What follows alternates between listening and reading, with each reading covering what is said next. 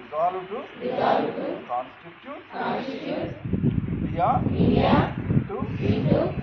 a sovereign, socialist, secular, democratic republic, and to secure to all its citizens